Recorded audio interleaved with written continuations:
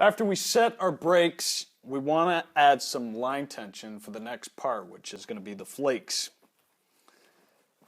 In order to get some good line tension, we most commonly use a weight to give us some line tension as we lean forward. The weight prevents the container from sliding when we give the lines some line tension. It'll make sense in a bit here. For now, when placing the weight down on the risers, you want to be conscious of not throwing the weight down, kinking any component here, such as our cutaway cable. Basically, you want to make sure that you take your gear, treat it with love and respect. It's going to save your life. So when using a weight, I just happen to have a laundry detergent jug here full of water, and it actually makes an excellent, very affordable weight. This is common at most drop zones. Sometimes they'll use sand. Sometimes they'll use a brick, whatever they can find for weight. So the rule of thumbs, place it down nice and gently on the risers. I prefer to do the risers. I just make sure I do it nice and carefully. Some people will put the weight on the reserve. I am against that.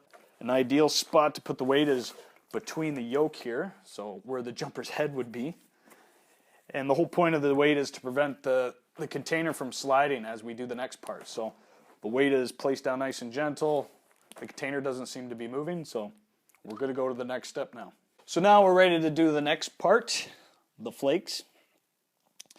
To get to that stage, we need to put the canopy on our shoulders. So when we first start, similar to the line checks, separating the lines with our fingers and walking the lines up. We walk it up,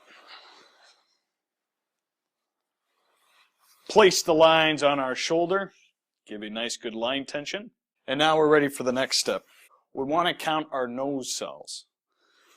The easiest way to do that is to find the side of the canopy. So on mine, the side of the canopy, I have a nice little logo here.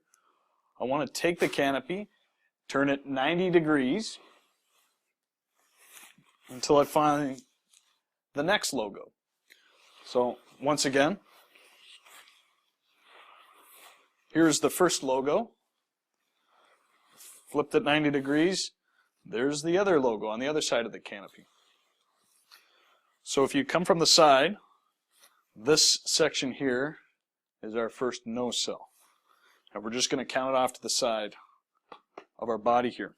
So this is 1, 2, 3, 4, 5, 6, 7, 8, 9. My canopy has 9 cells. Typically, that's what you're going to deal with. It's either 9 cells or 7 cells. Depends on the manufacturer. Depends. It's a high performance canopy. Once you've counted it all off to your side here, you want to grasp all the nose cells. So I got all of them in my hand here. I give it a little shake and stick it between your legs. It's a little bit awkward at first, but soon it becomes a nice little kung fu move. So once again, here's the side of the logo. I'll count out the nose cells in real time.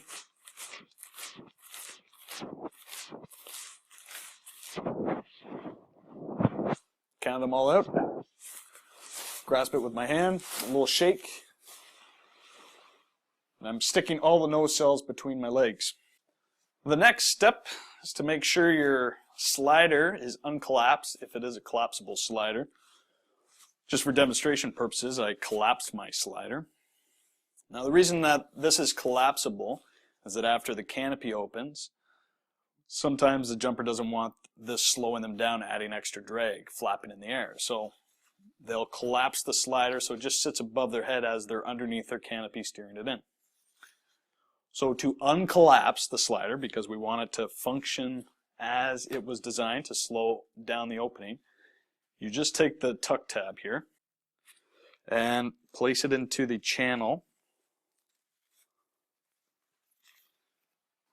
Then I'm going to be pulling on the slider to uncollapse it.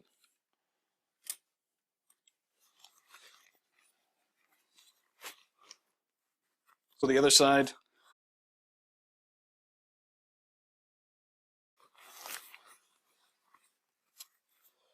I pull the slider. There you go. It's uncollapsed. Once we've uncollapsed our slider, you can just place it on your shoulder out of the way. You'll notice on my canopy, the line attachment points are color coordinated, so it makes life a little bit easier for me and to demonstrate what's going on here. My A lines are blue, my B lines are orange, my C lines are yellow, my D lines down there are green, and my brake lines are identified here as purple. So to start off the flaking, I always like to start with my D lines, way down there. So I grab all my D lines. On my canopy, I happen to have 3 D lines. So I grab all the D lines and I just karate chop the material. Then I move to my C lines, making sure I have them all there. For my C lines, I actually have 5 of them. So here's 1, 2, 3, 4. And then the 5th one's actually attached to the side of the canopy here. What I usually instruct students is to worry about these lines here that are in the center. So focus on these 4 lines here. We karate chop.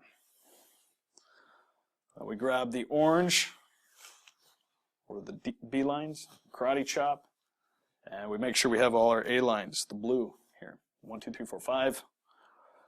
Similar with the B lines, 1, 2, 3, 4, and similar like the C line, it's 5th one's attached to the side here. You can clean up the flaking here by grabbing that 5th one, grabbing that 5th one, and grabbing the D lines and karate chop there. Now that that side's complete, I can work on the other side. Grab all the line sets, karate chop, all the line sets, karate chop.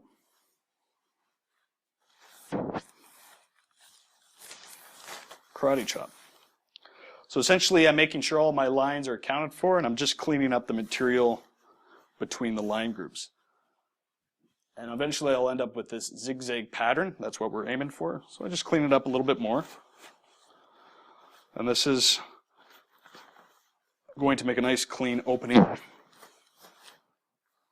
So once we've finished flaking all the lines, making sure all the lines are accounted for, all the material is nicely cleared away, we bring the slider down off our shoulder and we do what's called quartering the slider. So I'm going to stick a quarter of the slider in this little pocket here. I'm going to stick a quarter in this pocket, making sure it's still uncollapsed. I'll stick a quarter in the front and a quarter near the back. So that's what quartering the slider is, making sure that we have a quarter of the front, the back, and off to the sides. Grab the brake lines, which is the purple here. Make sure they're all accounted for. You just want to place them over like that. Grab the purples on the other side, our brakes.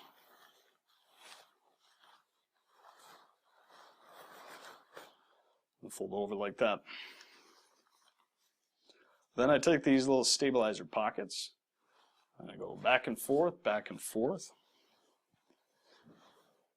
This is the fun part. You want to bend in half, reach down, and grab the tail.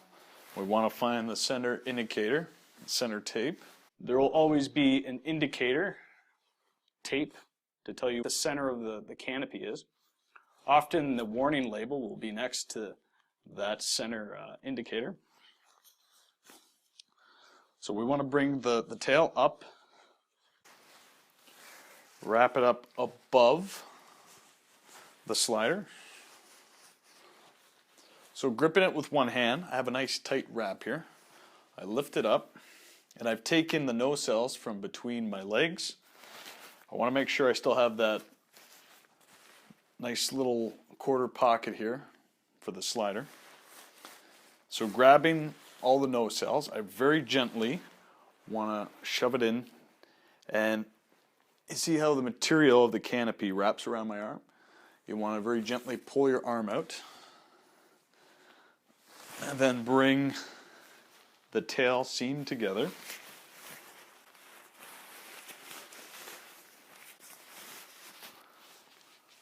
And you want to wrap it up a few times. The more I wrap it up, the slower the opening is going to be. So I wrap it up a few times. I bring it back onto my shoulder and I squeeze some of the air out. And this is going to make my life easy for the next part. Once I squeeze all the air out, or some of the air out, I want to cradle the canopy. So I've taken my left arm here and I'm cradling it underneath, and I'm still holding up here with my right hand and maintaining line tension. You notice how I got good line tension behind me. I want to very carefully bring the canopy down. I'm just taking a knee and then I'm bringing it down to the ground. You almost want to handle this as if it's plutonium. I spent all that time flaking the lines, making sure the material is nice and presentable. So bring this down gently on the floor. And this is ideally what we want it to look like when we bring it down to the ground. Next step, we're going to fix this up. It's going to look all nice and presentable. The key thing to remember is line tension, line tension, line tension. Good line tension all the way back to where we place the weight. Line tension will reduce majority of the malfunctions. If you can keep good line tension, you're golden. So we've finished the flaking. Now we're ready to move on to the next section.